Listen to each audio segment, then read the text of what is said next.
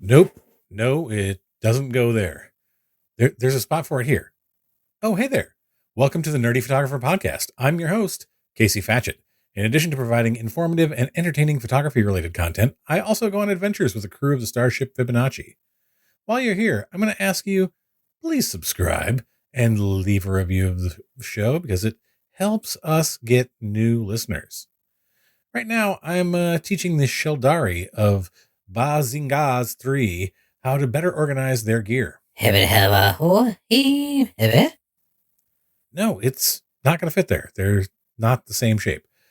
What was I talking about? Oh, right. On this episode of the show, I talk with photographer Allie Hansen about being neurodivergent in a freelance landscape.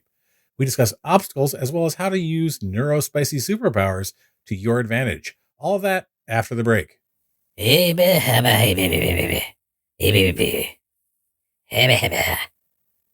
know what? Maybe we need to take a different approach.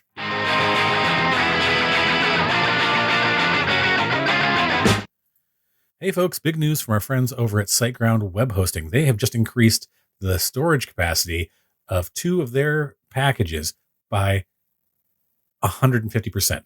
The Grow Big, which I use because I'm managing the Nerdy Photographer website, my wedding photography website, my non-wedding photography website, my art photography website, and some other sites, is now 50 gigs of storage. It used to be 20. I had gotten a message recently, actually, that said I was up over 80% of my storage capacity. So I was thinking, what do I have to delete? But now I don't have to delete anything because it's now 50 gigs.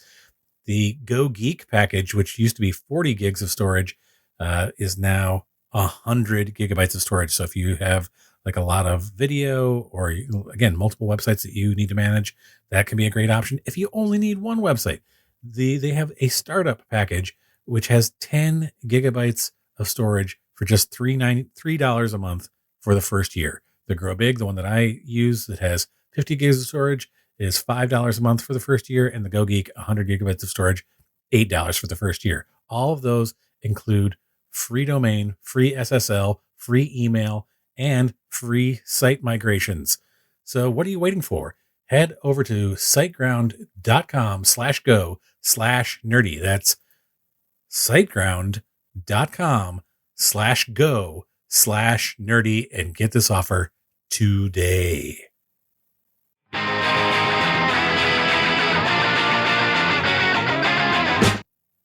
Photographers, filmmakers, and creators, it's time to gear up with Adorama. Whether you're shooting your first frame or your next masterpiece, Adorama has everything you need to bring your vision to life. Cameras, lenses, lighting, and studio gear.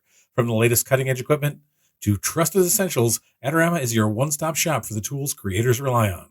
Plus, with expert advice, fast shipping, and incredible selection, you'll spend less time searching and more time creating. Get our special discounts at nerdyphotographer.com/recommends/Adorama. That's nerdyphotographer.com/recommends/Adorama. Adorama, more than a camera store, it's where creativity lives.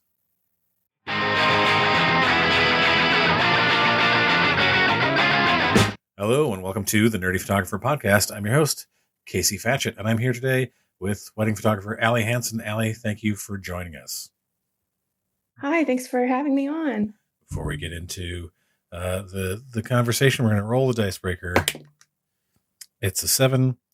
Worst photography or business advice you've ever received. 7 or just one? No. Just one. The number I rolled was a 7. Sorry. Oh gosh. I definitely received a lot of bad advice in the beginning. I feel like, honestly, when people insist on new people to do things like for free, I don't think that that's actually a good idea.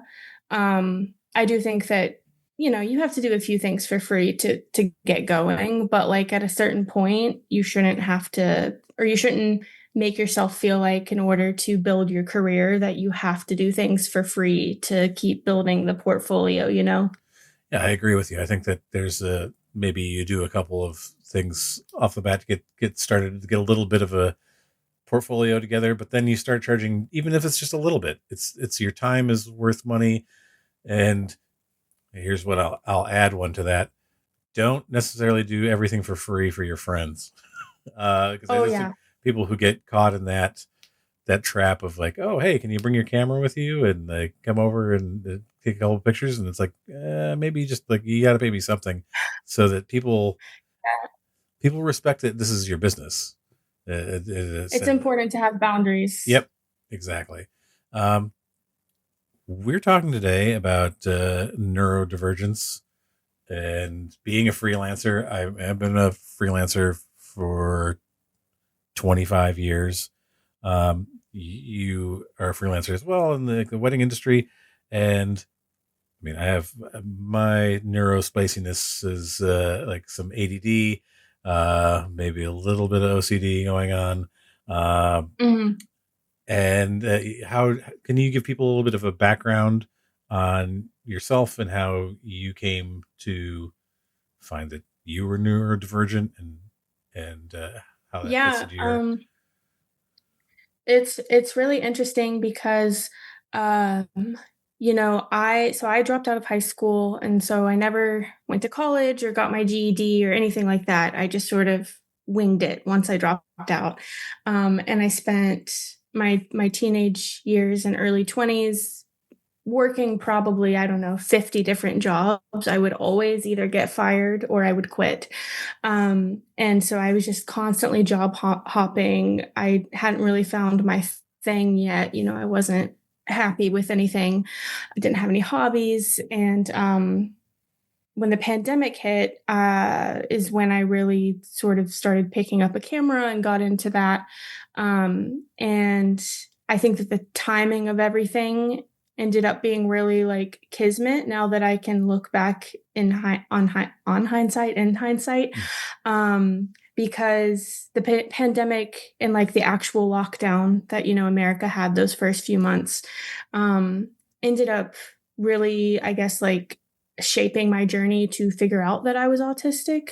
And now when I look back, I can see how sort of course, the pandemic was horrible and hard and, negative in so many ways, but it was also sort of positive when I look back on the fact that sort of all the stars aligned for me to be able to spend that time alone with myself to even, first of all, like really pick up a camera and start getting into that side of things, but also um, I now know that I spent basically my whole life like masking really, really hard, like forcing myself to be social, forcing myself to work all these jobs that I hated. And when we were all forced to actually be at home during lockdown, is when I sort of started figuring out about myself. Oh, I really like being alone. I really like being at home.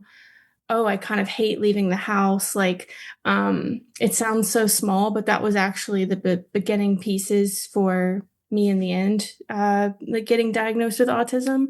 Um, and I also think that just all that free time we all had allowed me to finally put my all into something.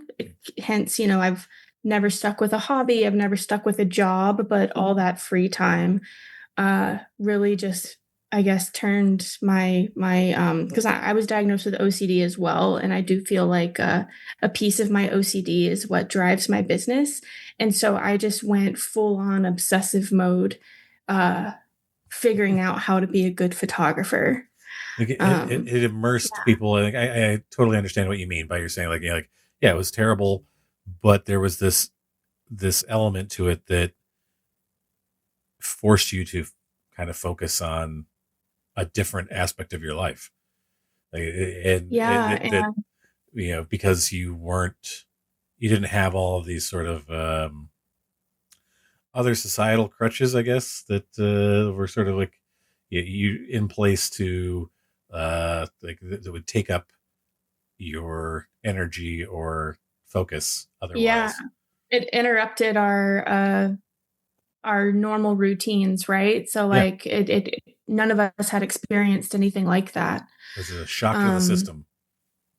yeah, and I ultimately, I mean, I even, I had a friend who's autistic, who told me, Allie, I think you're autistic and you should get diagnosed. And I was like, I'm not autistic. Like, what are you talking about? Like, I had, I guess, like a stereotype in my head about what autism looks like and like what it feels like. And so I truly thought, oh, there's no way like that I don't, have those attributes and characteristics. And but anyway, I did seek out a professional diagnosis last year, which was a 6-month process. At least where I went, it's like a whole big series of different like psychological screenings and tests and all these things. And it was a really long process, but in the end, they did diagnose me, and it was very validating. And I honestly think that it helped my business even more, me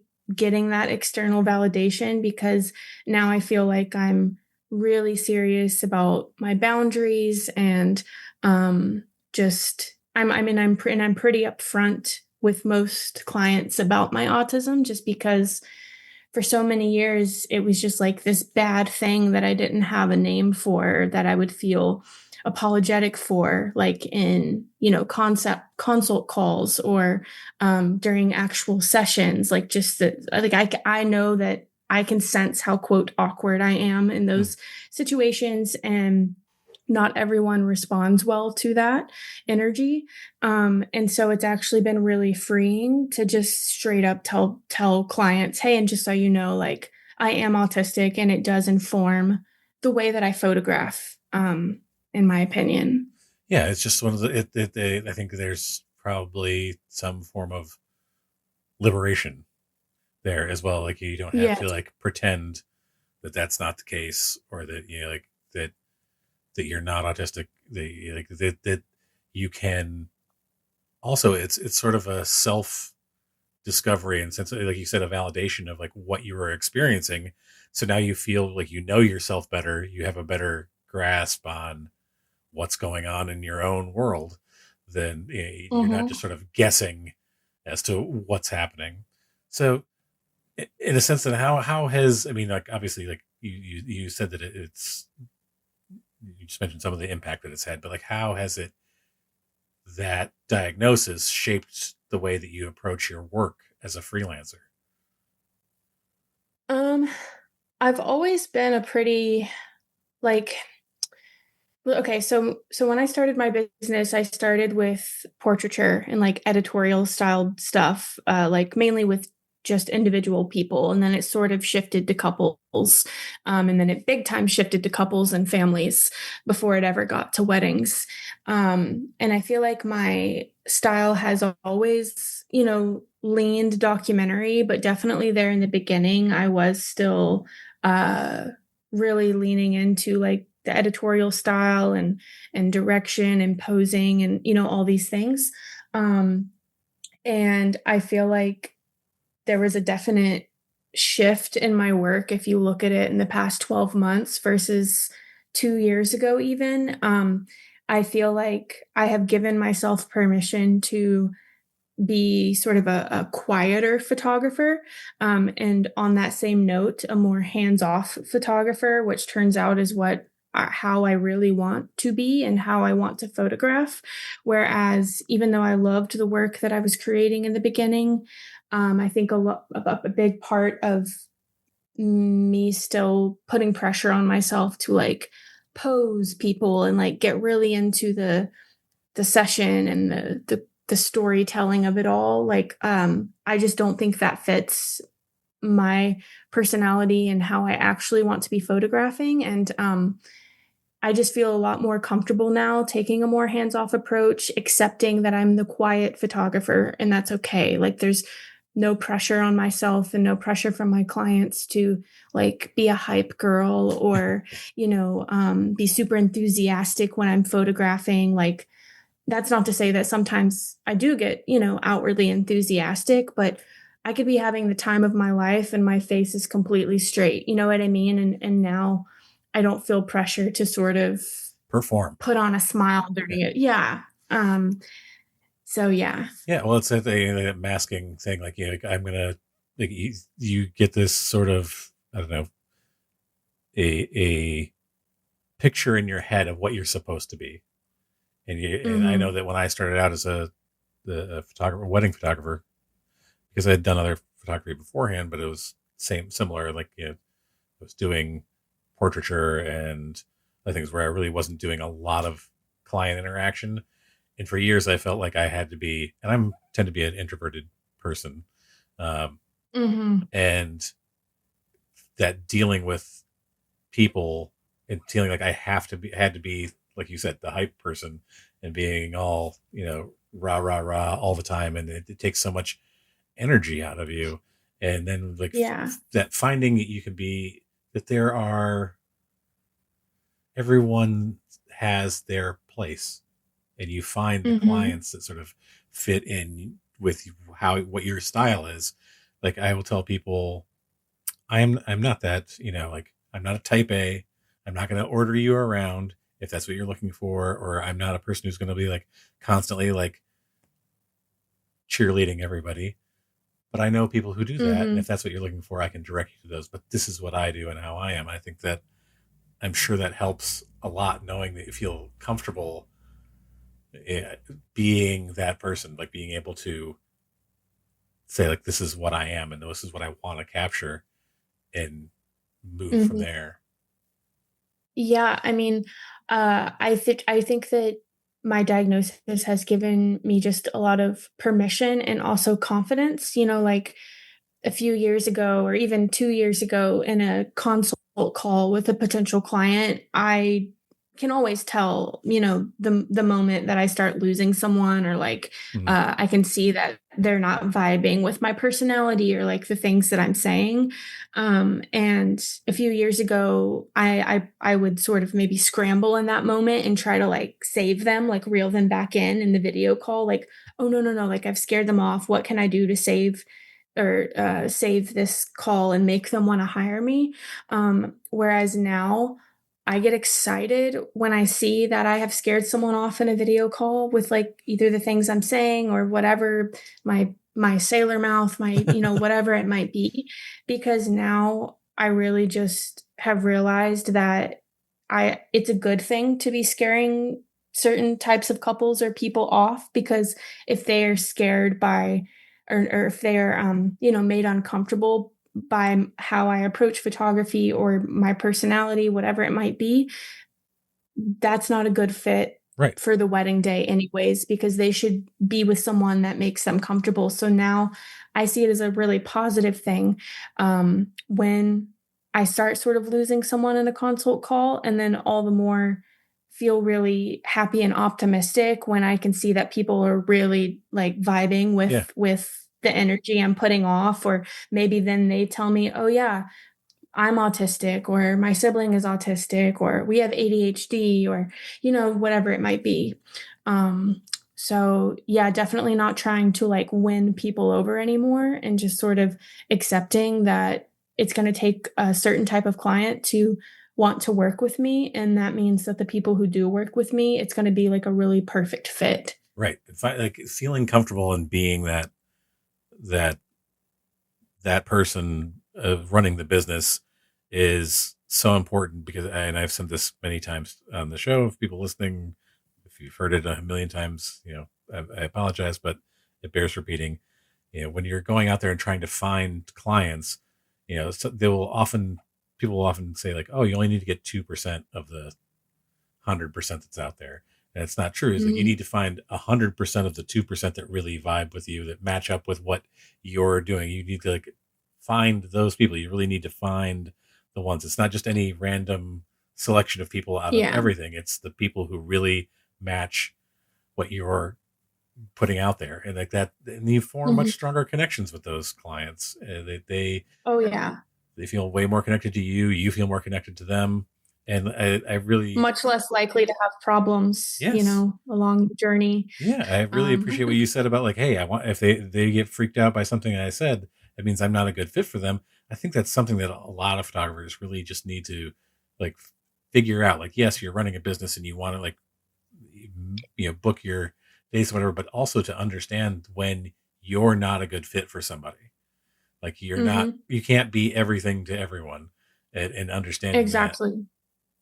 and it's not a reflection of us. It's just like with, you know, friendships or relationships. Not everyone is a fit for each other. And I think that being able to sort of have that resiliency and like acceptance in the wedding industry does wonders for building your business, your self-esteem, your self-worth, like, and in a lot of ways, our job is sort of, sales, Yeah. right? Like, we are sort of salesmen in that we have to be okay being told no 20 times before someone tells us yes, and we have to be able to shake it off, and for me, I've gotten a lot better at shaking it off ever since I've sort of realized how important it is to drive away certain types of people because sometimes we're just not a fit. Yeah. I mean, that's a fantastic perspective. I'm curious, um, what aspects of, freelancing do you find most challenging, like scheduling? Because I know that some people's executive function is different when you're neurodivergent. Like, is there anything that you struggle with, like scheduling, Yeah. workflow, things like that? Um, I would like to preface this with saying I have never missed a wedding or backed out, right? So let's establish that right Yeah. off the bat. But um, this podcast is a good example. Honestly, anything I have to put on my calendar gives me crippling. Not, I wouldn't even say anxiety. It's not anxiety. I'm not scared to do this podcast. I'm not scared to shoot the wedding. Anything that involves leaving my house or having to put it on my calendar in order to leave my house Hmm. gives me just this crippling overwhelm that's like really hard to cope with. And one way that has manifested in all areas of my life with the pandemic hitting, with becoming a wedding photographer at the same time, and then with all these like realizations about autism and neurodivergence and such, is that, before 2020, I was a really social person. I knew that I liked being at home, but I didn't really, I just thought, oh, you're supposed to go out with your friends all the time. Like, that's what you're supposed to do. That's what people do. And now it's so funny, like, my partner sort of teases me about it because it's like, if I have one thing on the calendar for the week, which usually is a wedding on a weekend, right? I have such a hard time putting anything else on the calendar. Mhm. And I'll say to him and to everyone else, I'm so busy. I'm so sorry. Like, I'm so busy. I'm so busy. And then you look at my calendar and there's just this one thing, but it's because I have, first of all, accepted how much of a homebody and introvert I am. And I've also realized that in order to be able to be with 200 strangers every weekend Mhm. and do a good job, like with my craft, that I require like extensive reset time, hermit time, so I would say the biggest, like, just, I guess, brain wise, mental wise, the most annoying part or the most annoying way it affects me is that I have all these mental blocks I have to get over because most weeks I do have to put more than one thing on the calendar, even if it just means, the wedding, and then 3 other days are blocked out for video consults. Or I do, photography mentorships, which are over Zoom. And so then that'll be marked on the calendar. That'll stress me out. And it's just really hard for me to allow myself to live in the present, like, with like scheduling like plans and like social commitments and stuff. It's something I'm working really hard on this winter season, is just like, okay, I've been off for the last 2 weeks and it's been awesome. Why am I stressed about the fact that I have to go somewhere this weekend? Right. Like, why can't I just focus on the fact that I'm off today and I'm off tomorrow? And, so just sort of like getting over that mental block of the overwhelm and like sort of the way it freezes me up when I have to commit to things. And my whole job is commitment. So it's Yeah. hard. Yeah, I'm sure. And like, first of all, I got to say, I love the term hermit time. I definitely need that. Like after a wedding, it's just like, okay, my wife also refers when I get home from a wedding that I just need to decompress because of all this. Like I spent Yeah. all this time around people, and just like the energy is just, you come home feeling like I'm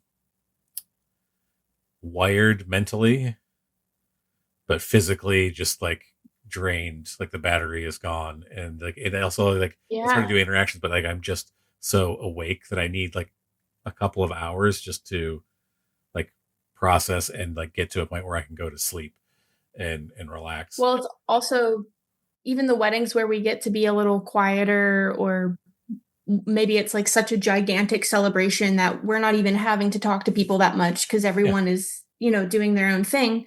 But it's like even in that scenario, we're still taking on so much because it's our job to be hyper aware of all 200 people in the room, Yeah. their energy. We're supposed to take on their emotions, their energies. Like that's like exhausting, Yeah. especially for an introvert. Yeah. I mean, you have to be empathetic. You have to like Mhm. take that like emotion and feel it so that you can document it. So yeah, it's just a Yeah. lot of, yeah, it takes a lot out of you. I think at the end of the day, it's funny you bring this up. And like I was having a conversation with Susan Stripling in another interview. We talked about how we feel like the an overwhelming sense of dread, like existential dread, right before we leave for the wedding. Like like I will say it to my wife, like Yeah. I don't want to leave the house. I don't want to go anywhere. Like it, and I've like same thing. Touch wood. Never missed a wedding. Never like there's never been an issue with that. But like it is this. It starts about for me it usually starts about 2 hours before like I'm supposed to leave, and it's just this overwhelming feeling of like I don't want to go. I don't want to go anywhere. I don't want to leave the house. I don't want to like and just like thinking of all of these things that are going to go wrong and whatever. It just, and she's just like, you need to just go be awesome and like do your thing. And I'm like, I know I'm good at Yeah. this. It's not that I doubt my abilities or that I'm going to have a good time when I get there. It's just this like incomprehensible feeling of dread about leaving, like go, like Yeah. that's yeah, Well, I think it's stressful even subconsciously, like, even if, like, on the surface, we think that our brain isn't thinking about it very deeply, I think subconsciously it's a huge weight because we know how much rides on what we are about to do that yeah, day. Like, it is life or death, not really, yeah. but you know what I It's mean? a big Like, it deal. sometimes feels like you're an ER doctor, like, because if you can't mess up, you can't miss work, you can't call out, like, you can't, um it's a lot of pressure to know that you cannot mess up, There's a you lot know? riding on it. There's just a lot Yeah. riding on it. I'm curious, like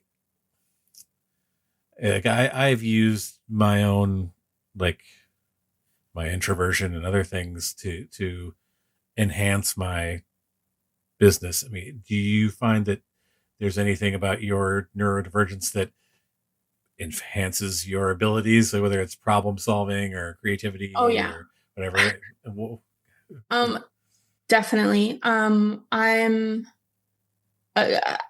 obsessed with my job, but, like, I mean that. Like, I don't yes, I love it, but I don't mean it in a loving way. Like, I literally mean that whether I love it or hate it tomorrow, my brain is hyper focused, obsessed on making sure that my career lasts and, like, that I'm doing things that will, make my career, sustainable and blah, blah, blah, and, I truly believe that how hard I hyper focused on it in the beginning, like, I just never really lost that momentum. And I think it's because, at least for me, like I said, I had never stuck with anything. I had never done a good job at anything. I'd never received recognition or awards or anything like that ever.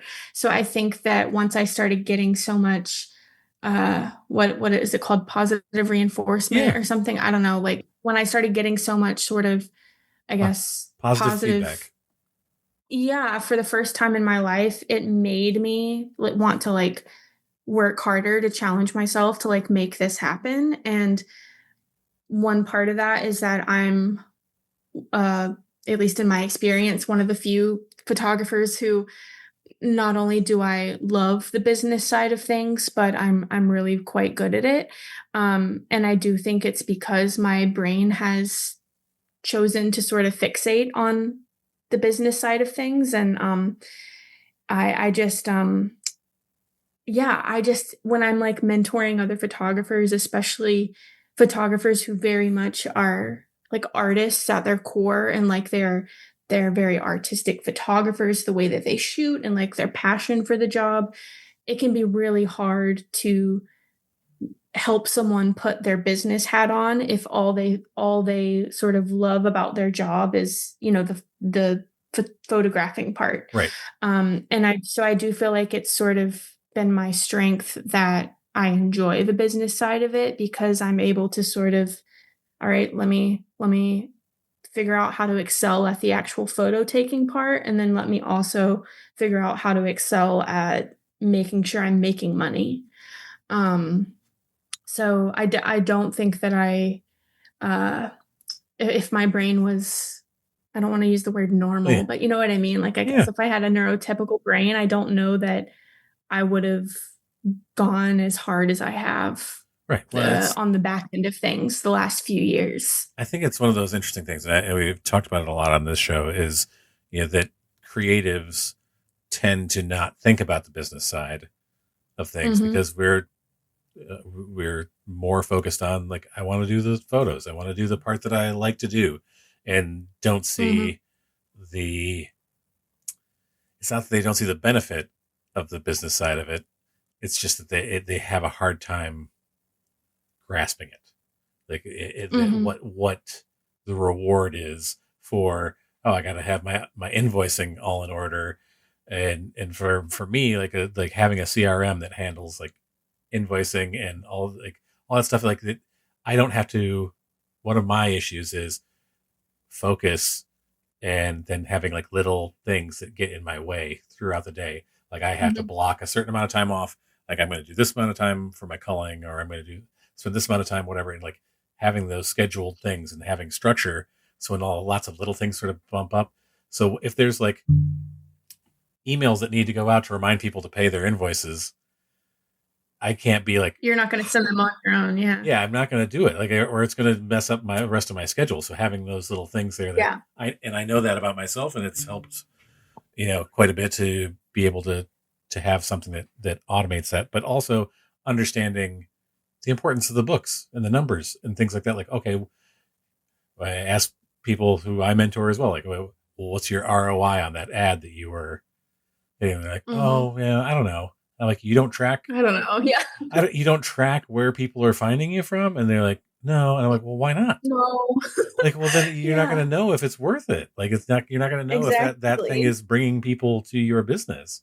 So yeah, like those sorts of things that, but they find it, either it is not the thing they enjoy about the job, so it feels like more Mm.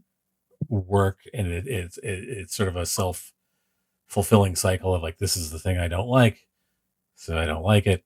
Um, but if, Well, the main thing I try to tell people is I think it's easy, especially if you're someone who, sort of idealized becoming a professional photographer. It's easy to see having that as a career like through rose colored glasses. But sort of what I try to remind people is, hey, if you're not like, okay, you're shooting, you're editing, we know that. But if you're not literally working 40 hours a week on this career, like, do you think that this is not a real job? Because you Mhm. have to treat it like a real job. Right. You know, going to your gigs, editing, and posting on Instagram, that's not how you run a business, at least not like in the long term, not sustainably. Like, if you think you have no work to do, but sort of your business goals have a long way to go, then there is no shortage of things you could be sitting at your desk or even on your couch doing on the back end to make your career flourish faster.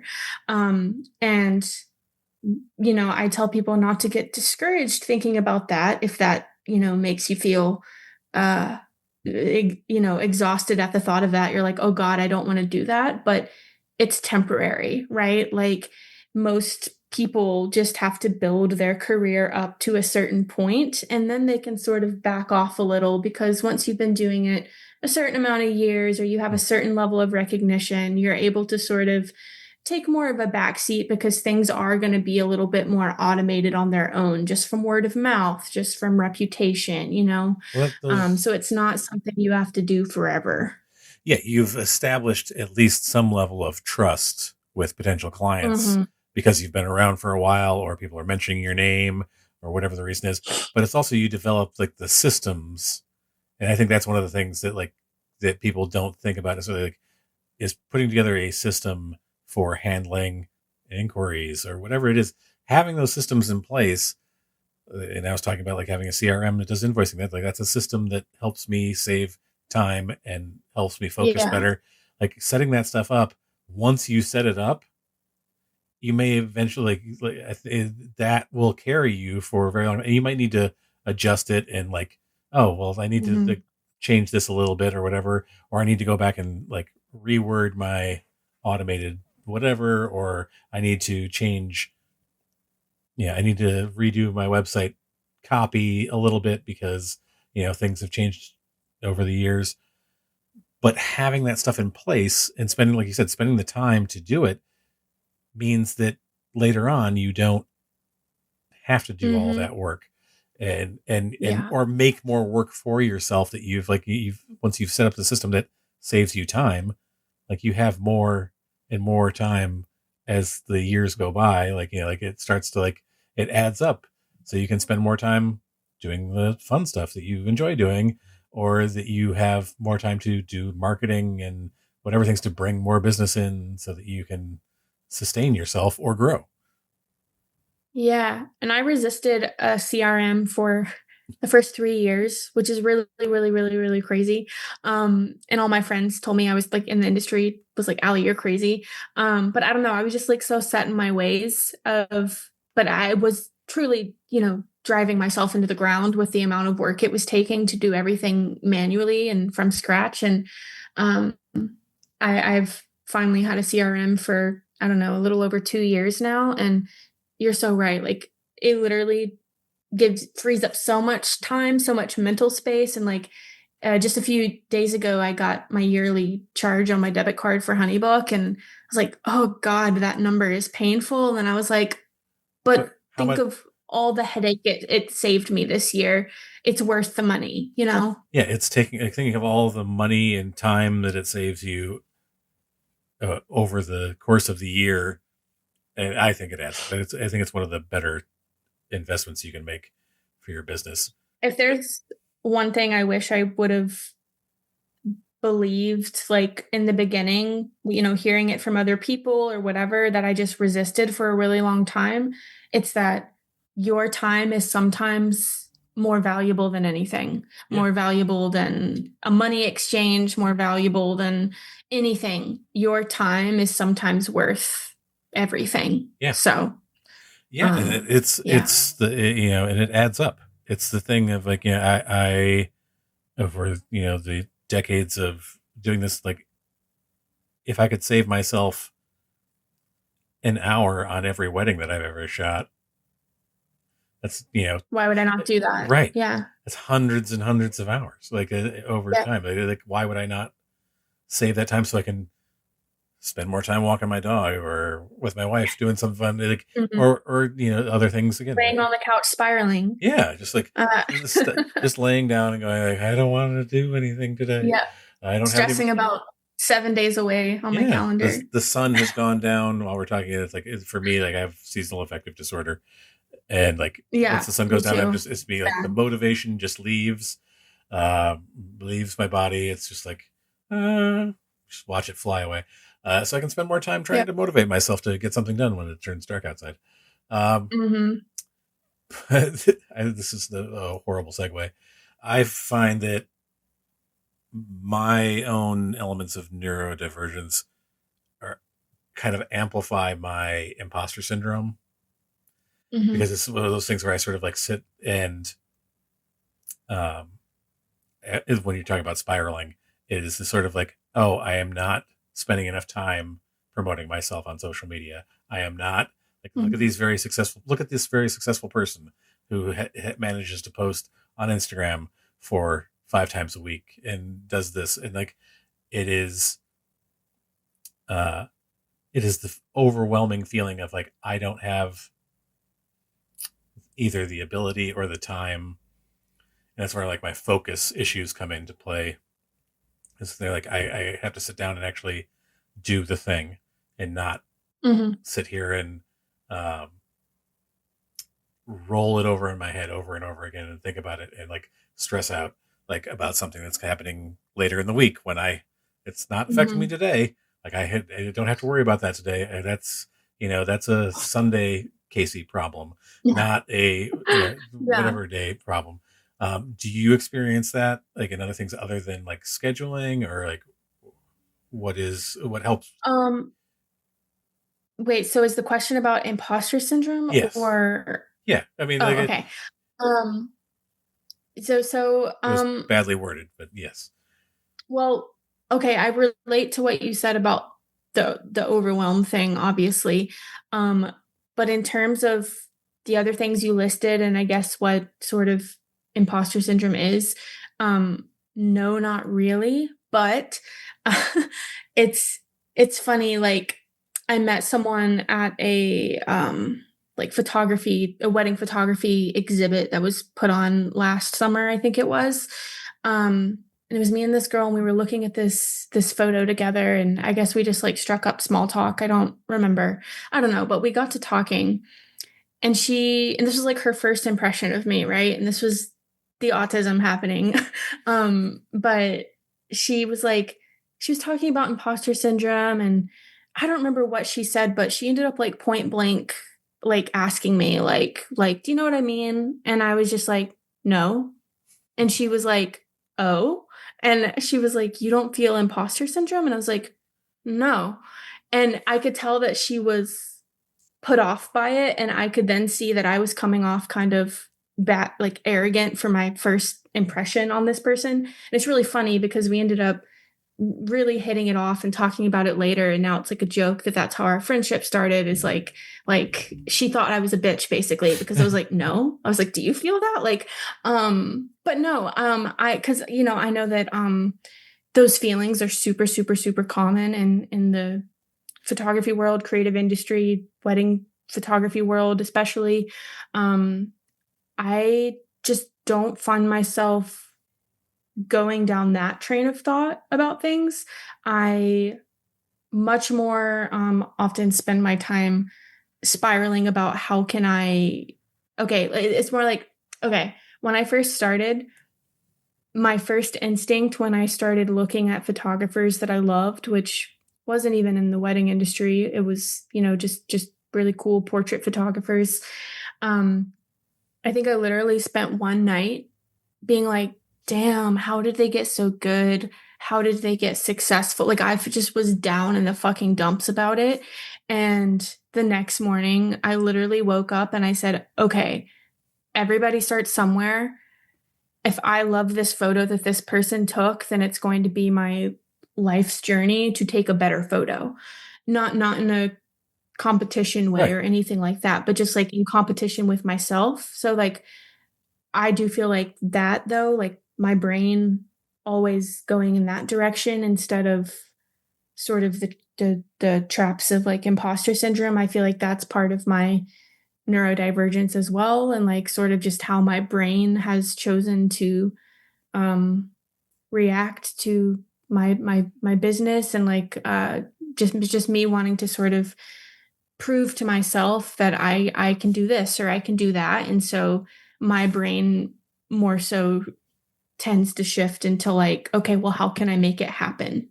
Um, but I know that, all my friends around me and everyone really struggles with that train of thought. Yeah, Um, it's one of those things yeah. that I find that really interesting because it's something I try to tell people, like, don't compare yourself to other people, and like Mhm. we're all going through like something different. Like, and I don't. I mean, sometimes I look at a shot and I go like, oh man, I'd love to go there and take a photo Mhm. there or whatever, like those sorts of things. But that stuff doesn't linger with me anymore like it used to. there was a time like early in my career where I would sit there and be like, why am I not getting these jobs? Or why am I not like those sort of things? But the imposter syndrome thing for Yeah. me tends to be more on like, and when it pops up, it's much, after people are like, really, you've been doing this for 25 years. It is not that I doubt my ability to do my job. It's that I Mhm. feel like, and I think this is probably uh, indicative of something else. It's the, am I as good as people think I am in my head? Yeah. Like it's not that I Mhm. don't doubt my ability to do the job, but sometimes I wonder if they think that I'm better than I actually am. That's the thing that Mm. like I sometimes strike on. I'm like, do they? It is the self-doubting voice where it's Mhm. the like, oh, they think that I'm really amazing. It's partially because I can't take a compliment. It's really hard. Like I Yeah. start to feel really uh my introversion like it sucks me in whenever somebody like says like, oh, this is a really amazing photo, and I'm like, like I don't know how to take that compliment, and like, Well, and that's where that sort of like, for me, that feeling is. But I find it really interesting how you handle it, because that is how I would love to be able to handle it. I would love to be able to handle mhm. things that, or I wish I would have been able to handle it early on, like that. To think like, Mhm. oh, I'm going to push myself to create on that Yeah. level. Like that is as opposed to sitting there and Well, thinking like, I'm never going to reach that, or you know, that sort of thing.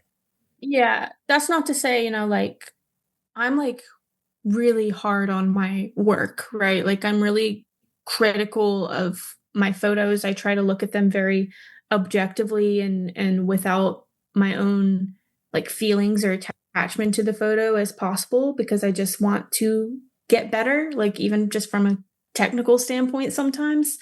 Um, and, you know, I just I just lost my train of thought. I know That's what I okay. just said. I was going somewhere with that. Uh, In regards to oh, like not being overly yes. connected to your work. Yes. So I'm pretty critical of my work, which sometimes I think can be a good thing, but it's like it makes sense how the imposter syndrome thoughts you're describing creep in because it's like at a certain level, right? We are all good photographers. Like once you reach a certain point, it's not a matter of, oh, did they properly expose this photo or did, like if we are wedding photographers, we very likely know what we're doing. And I think that because of Instagram and whatever else, maybe your best friend is like the most successful wedding photographer in the world or something. It's like it's easy for us to be like, well, everyone like we're all good photographers, but am I a great photographer? Am I good enough? And like sort of similar to what you're saying, like um it's hard because at a certain point we are all good, really good, and I don't know, I just I'm sure that I could get stuck in that way of thinking if I sort of let myself. Um, but I try to redirect, I think. Like if I ever feel those feelings creeping up, because I feel it trying to, sometimes I but I have just always redirected it to say, okay, like how can I either, prove to myself that I really am, pretty good at this, or okay, I bombed this part of a wedding day, like a certain part of the day. Okay, how can I do better next time? You know what I mean? Like and just sort of trying really hard to redirect those thoughts so that I'm constantly, like I said, like sort of on an upward trajectory overall with everything instead of letting my, I guess, photography career, whatever, like be a part of my, I don't know, depression, Yeah. Yeah, no, um, no, no. It's so that's yeah, like letting it get you down and like it continue to mhm, like. And I think that for me, like just because I was using that example to begin with, was that early in my career it was much more prevalent, and now I'm able to like mhm, recognize it and finding, yeah, seeing that in yourself. redirect. Yeah, seeing it in yourself and be able to slow down and stop, like before, where I used to like jump 5 steps in my thought process. I'd go from Mhm. like having that first thought of like, oh no, to like, oh my God, I'm the worst. Now it's like I see that, oh no, and I'm like, hey, wait a second, let's slow down. It's actually all okay. Yeah, Yeah. let's slow that roll, and now you can sit there and think about it for a minute and be like, no, that's not the case. So it doesn't Mhm. eat up eat up who I am anymore. Um, Yeah. I'm curious what sort of role like community plays for you. I'm not sure if you have like know of other neurodivergent creatives that you have a community with, or just like general the photography community or wedding community, and like how those things sort of play into your success as a photographer, and just how you deal with everything else. Like, Yeah, I think that it is so important, first of all. And how do I so like I feel really lucky that I'm a part of a lot of different, I guess, like niche corners of the wedding photography industry. And I mean, I'm sure even with the less niche parts of the wedding industry, people are still, very well connected. Like it's a small world, like in yeah, our industry, but all yes, the more with, and when I say niche, I'm talking about those of us who shoot like mostly film at weddings and who shoot documentary style. Like there's a couple hundred of us, but that's actually not a lot, right? So yeah, like it's very small. We all know each other. We're all sort of a part of several different like groups together. Like I'm in a small Discord with a group of women in my niche. I'm in a wedding film photographer like bigger community. And then all of us are pretty well connected, on Instagram. There's these like smaller like workshops and things like that we'll go to a couple times a year that get put on. And ever since discovering that those uh, groups, friendships, whatever exist and that it's an option, like my mental health has gotten so much better than a few years ago when I was not as acquainted with people in the industry. Um, and I definitely have a lot of neurodivergent friends in the industry. Um, I know of one other, at least openly, autistic wedding photographer.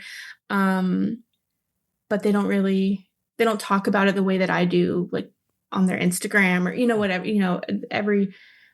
every person's journey is different, like how they want to either protect their diagnosis or what have you. So, but yeah, I definitely have a lot of neurodivergent friends in the industry, but there's not, at least not openly, at least not publicly, there hasn't been any really autism like representation, which I think is part of why I made the decision when I got diagnosed that like I'm going to scream this from the rooftops. Like I'm not trying to be cringy or, like I'm not yeah. trying to make it my whole identity, but the truth is it is my whole identity and I don't want to feel ashamed of that. Um and so, and I It's had someone a few months ago confide in me that they got diagnosed this past summer. They don't feel comfortable telling anyone yet, not publicly, not in the industry, not their clients. Like, so everyone's journey is different. So that's not to say, obviously, I'm sure there's a ton of autistic wedding photographers, but at least right now, there's not a whole lot of representation.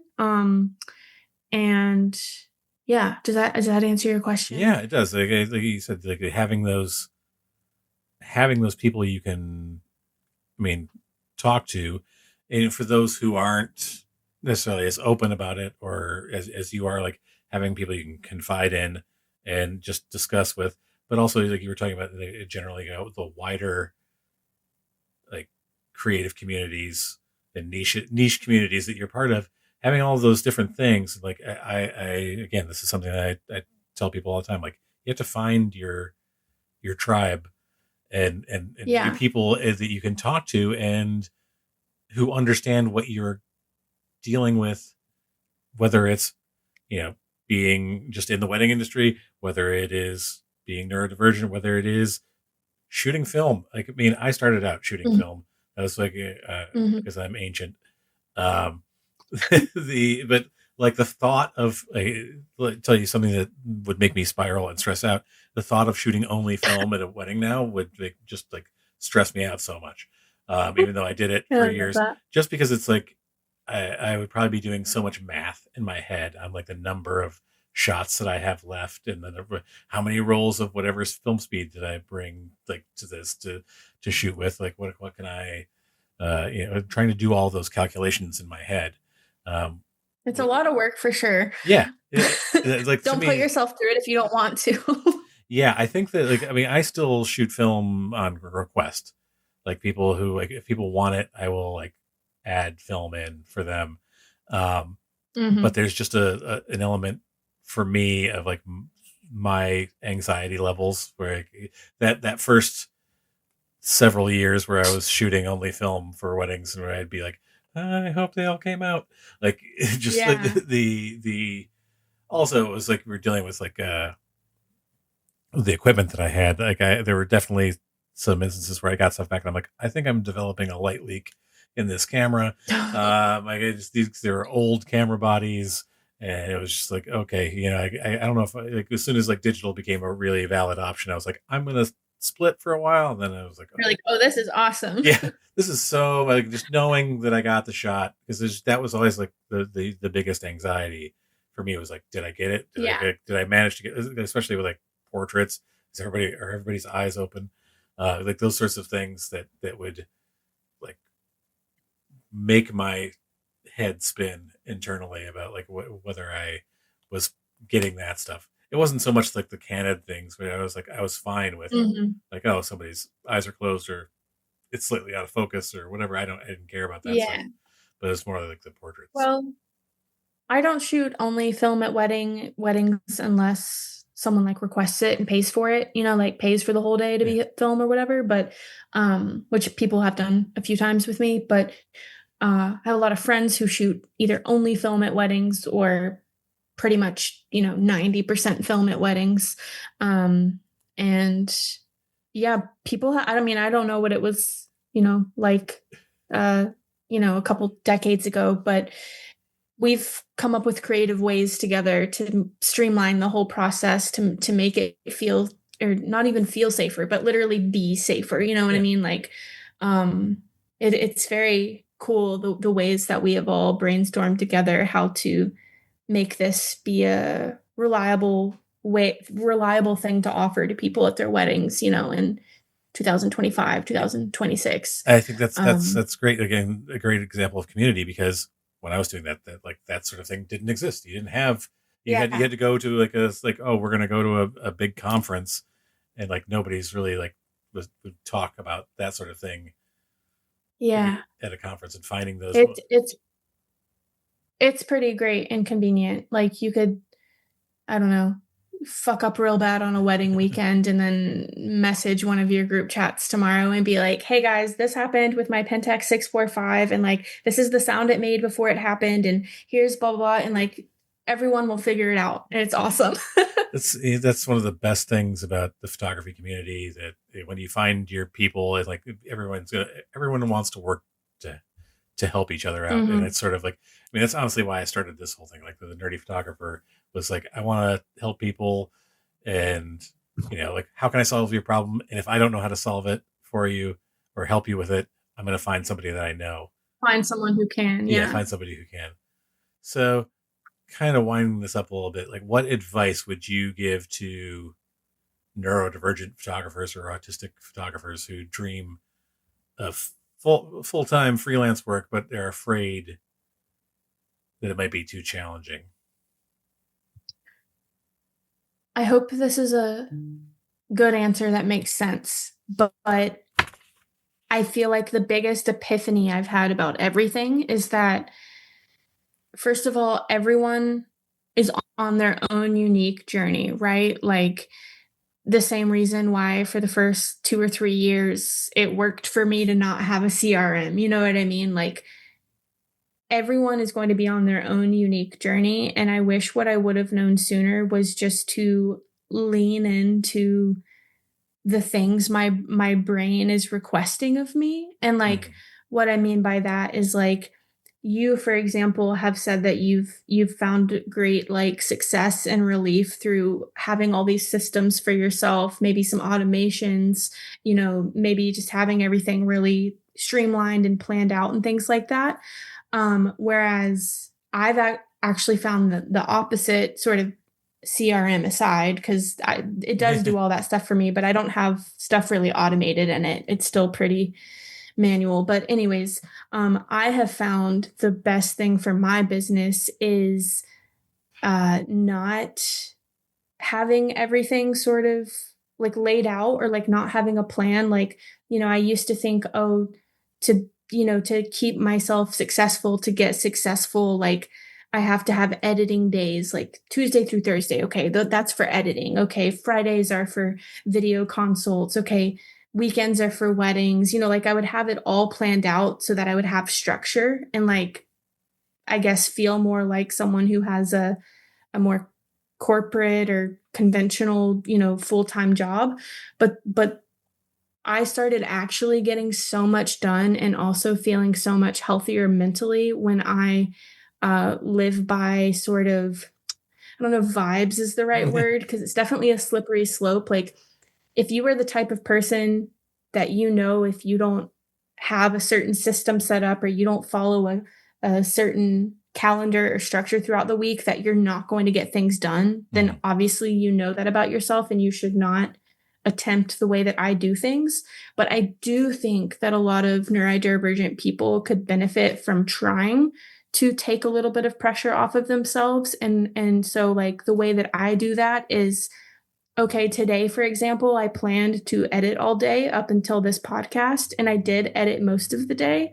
But 2 hours before the podcast, I just felt like my eyes could not handle looking at the computer anymore. And, like, when that happens, I'm not going to do a good job, and then I'm going to have to come back tomorrow and start adjusting things. So, allowing myself to or to clock out when I feel like it, allowing myself to call out sick after lunch, like allowing myself just all these things that even a year and a half ago I would beat myself up for. Like, I would beat myself up for not finishing what I had planned to edit that night, or I would beat myself up for not doing the website thing I was supposed to do. But I have just found so much success, like mental health wise, in just trusting myself, trusting that I am responsible enough to get these things done that I need to get done, and giving myself grace when I need to rot on the couch instead, or when I need to quit early for the night, or when I'm supposed to edit, or I keep using editing, it's just an example, right? Yeah. But if I'm supposed to be working as soon as I wake up, well, maybe I really just need to go outside and go to the park for 3 hours. And then, you know what I mean? So just I think that I wish in the beginning I had given myself permission to try out different ways to be a business owner, instead of, I almost feel like the way I was trying to run my business the first few years, it worked, but it was destroying my mental health. And I almost feel like the way that I was being a business owner, I was sort of masking on the business side of things, like in my personal life, because I was trying to, I was putting all this pressure on myself. That was the whole reason that I never lasted having an actual boss or having a job working for someone else. So I think just really exploring all the different ways that you can make this happen for yourself. And of course, for some people, it is going to be that you do need that strict structure, or you're simply not going to get shit done. That's how my partner is. Like, he would never be able to do it this way, or he would never get anything done, So, but it's important to experiment and see what works for you, and then not feel bad for it, no matter what the outcome is. Like, accept that. I don't know. It's like how people have love languages. Like, you have a love language for how you need to work, and just letting yourself do what your brain needs you to do. Right. You need to have your business love language. And that's interesting because, like, for me, like you're talking about, like, oh, you're like having that structure. Like, sometimes I feel like I'm too structured, and it's still like it's something I talk about with my therapist about my anxiety, because I get anxious about, oh, I had planned to get XYZ done today. But I always like Yeah. it, And then and you feel like a failure when it doesn't get done. right. And Um, then being kind to yourself, yep. like that, hey, maybe you did need to take that break after lunch, or you did need Exactly. to go for a walk, or you needed to just call it quits for the day, whatever the case may be. Like there's like, being kind to yourself, and like you said, knowing that you can get it done, and figuring out like And how you're trusting yourself. trusting yourself to get it done and accomplish what you need to accomplish, Hmm. where but also like being kind to yourself. And I think that is Yeah. something like for me, like the CRM scheduling stuff, the automated stuff I do is to like, I've created this questionnaire. I want to send it out 2 months before the wedding. I don't want to have to sit here and remember when 2 months before every wedding is. Yeah. So that gets sent out. And Exactly. then like, like when they fill it out and it comes back, I'm like, oh, now we can have a talk about this. Now we can like schedule Yeah. another time to talk or whatever. It's those things that, or like when an invoice is supposed to go out. Those things that I don't want to have to like Yeah. be constantly, because then I would get absorbed in the, okay, I'm gonna have to sit down and like write down when I'm supposed to send out all of these things instead of Yeah. letting it go out on its own and being like, okay, I can declutter my schedule from Your those brain. things. Yeah, and my Yeah. You brain. can take that off your plate. Yeah, and just let myself like, that's that way I can allow myself those moments of letting go and not being Yeah. like so strict with myself about like when I'm being quote unquote productive or not. Exactly. Yeah. Hey photographers, are you ready for a website glow up? Get supercharged with StyleCloud. StyleCloud offers beautifully designed, high-performing website templates built just for creatives like you. Whether you're showcasing weddings, portraits, or passion projects, you'll look as good online as your work does in print. Were you left high and dry and wondering what you were going to do with your Flow Themes website when the company shut down? No problem. StyleCloud makes migrating your Flow Themes site easy. Your content moves over, no stress, no mess. Plus, import your images directly from your PicTime galleries. No downloading, no re-uploading, just seamless integration and stunning design. Visit nerdyphotographer.com/recommends/stylecloud or visit the link in the episode notes. Save 15% when you use code NERDYPHOTO15 at checkout. That's nerdyphotographer.com/recommends/stylecloud and use code NERDYPHOTO15. StyleCloud isn't just a template, it's a launchpad for your brand. Get started today.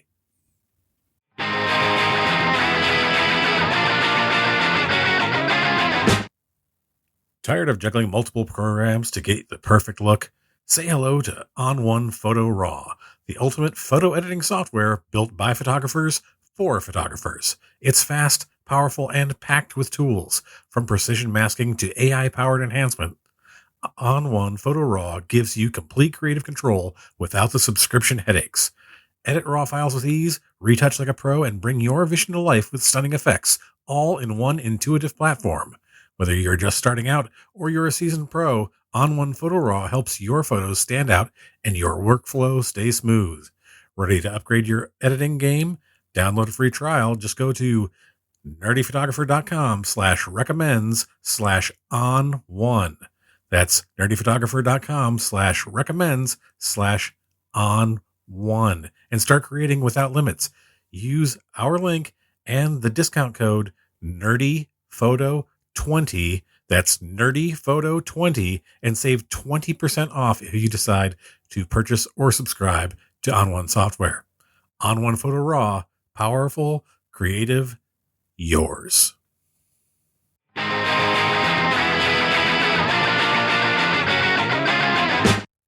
Hey, hey, hey! And now for my favorite part of the show. What's that say? Useless information. Ugh, this is always death. And now it's time for Cool. our useless information for this episode. Allie, did you know that crows can recognize human faces? Yes, I did. Me and my partner are really obsessed with birds and learning about them. So yes, we did know that. Or I knew that. Sorry, he's not in here, but yes, I knew that. I'm trying to build my crow army myself. Crows are awesome. They're really smart. They're super smart. They will hold grudges Yeah. for years. They recognize people that can pick you out of a crowd. Yep, it's crazy. They're so cool. I think the most interesting thing I found out in like the last year or so about them is that what they mimic, much like parrots and but they will mimic your voice. They will sound more human. Like you, if It's you creepy. teach it, it really will sound creepy. like you. It won't just like be like, Polly wants a cracker. No, it'll actually sound like Polly wants a cracker, like a human talking. It's really unsettling. Yeah. It makes like watching videos of people like saying the talking to the crow and the crow talking back, and you're like, this is not okay. Something like that. But I think it would be so cool to have them. Oh yeah, for sure. Allie, thank you so much for being on the show. I really appreciate you taking the time to talk to me. Where can people find you and see your work, or if they want to get mentored by you, like they can get in touch with you? So I'm pretty active on Instagram. It's Allie Hansen Weddings. I do have a personal Instagram as well where I post not enough of my personal work, but that one is Allie Hansen Photo. And then my website is just alliehansenphoto.com. And if you were interested in a mentorship, there's a tab on the website that says for photographers, and you can explore that page. And yeah, I love hearing from people, meeting new people in the industry or people trying to get in the industry. So yeah. Awesome. Again, thank you so much for being on the show. I really appreciate it. Yes. Thanks for having me. And my cat and my dog who showed up a lot.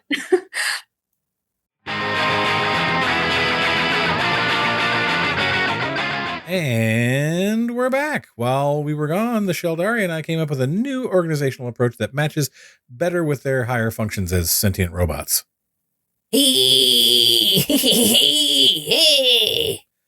Many thanks to Allie Hansen for being on the show. Be sure to check the episode notes for Allie's links. While you're in the following mood, you can go follow us on the socials at The Nerdy Photo. That's at The Nerdy Photo, no dots, underscores, or dashes, on Instagram, Threads, Blue Sky, TikTok, and Reddit.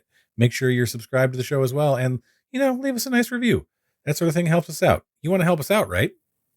Zing! Zing! Oh, you guys want to help. Until next time, everybody, stay safe and stay nerdy.